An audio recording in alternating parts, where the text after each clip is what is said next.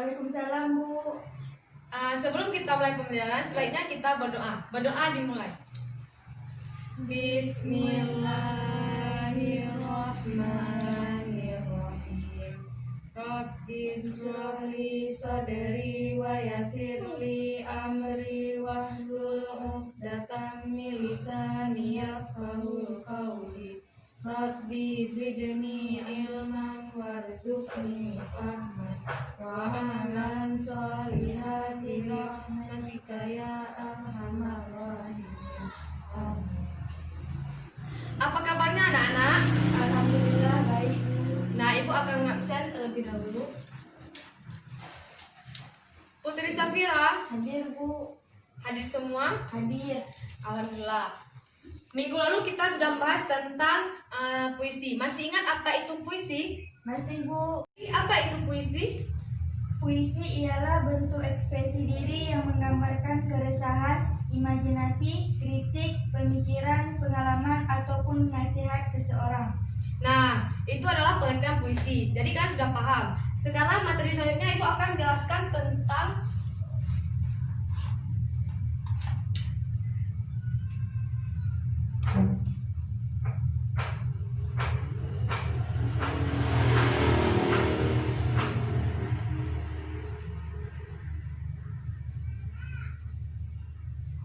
teks berita. Ada yang tahu apa itu teks berita?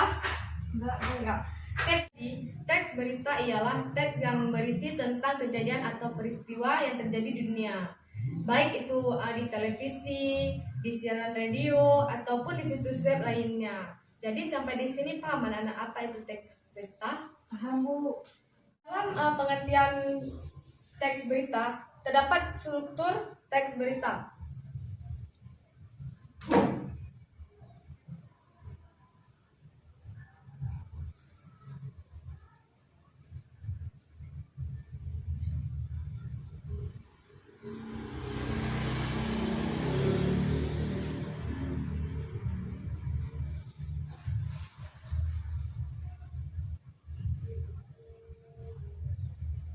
Nah, di dalam struktur teks berita ini terdapat 3. Yang pertama, orientasi. Yang kedua, peristiwa. Yang ketiga,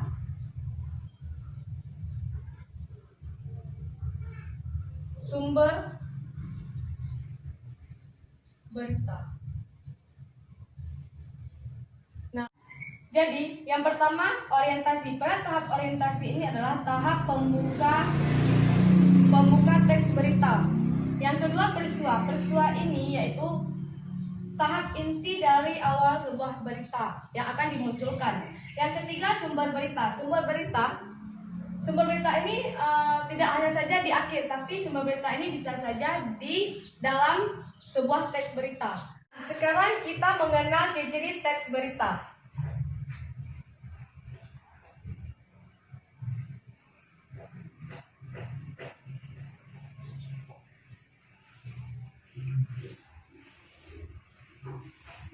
Ciri-ciri teks berita. Di dalam ciri teks berita terdapat yang pertama, berita ini harus faktual.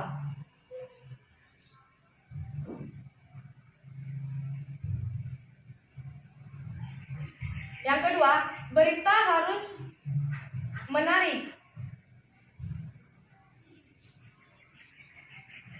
Dan yang ketiga, beritanya harus diterima oleh masyarakat.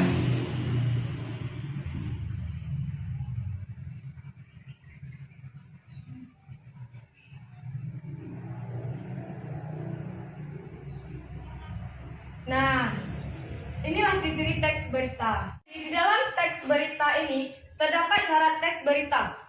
Di dalam syarat teks berita terdapat unsur 5W1H. Ada yang tahu apa itu 5W1H? Enggak, Bu. Jadi 5W1H itu ialah singkatan dari bahasa Inggris. Yang pertama,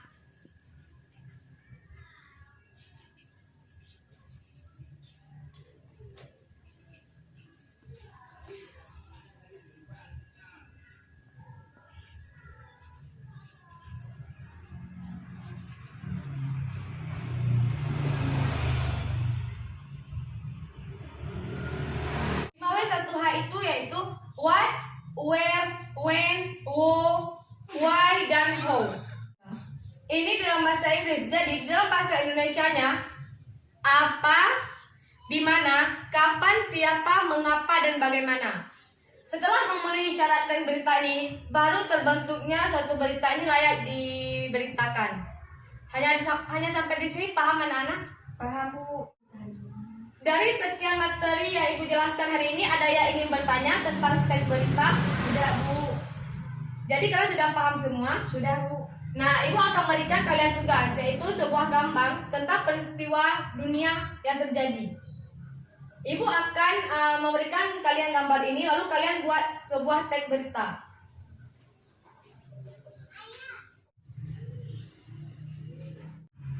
Sudah siap anak-anak tugas yang Ibu berikan? Sudah, Bu.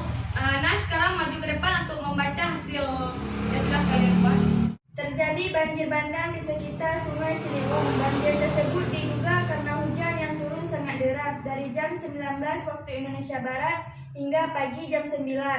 Dua desa terendam dan banyak keluarga yang mengungsi di kampung sebelah. Sekitar 137 kepala keluarga kehilangan tempat tinggalnya karena banjir. Pemerintah segera memberikan bantuan berupa tempat pengungsian, air bersih, makanan, minuman, obat-obatan, dan pakaian. Sebelumnya juga pernah terjadi banjir bandang di desa ini sekitar 2 tahun yang lalu. Tetapi banjir tahun ini lebih besar dibandingkan dengan tahun kemarin. Salah satu penyebabnya juga diduga karena kebiasaan masyarakat sekitar yang membuang sampah sembarangan di Sungai Ciliwung, sehingga terjadi banjir ketika musim hujan datang. Jadi sampai di sini kalian sudah paham tentang materi teks berita. Nah, hanya ini saja yang dapat Ibu sampaikan. Lebih dan kurang Ibu mohon maaf. Assalamualaikum warahmatullahi wabarakatuh. Waalaikumsalam warahmatullahi wabarakatuh.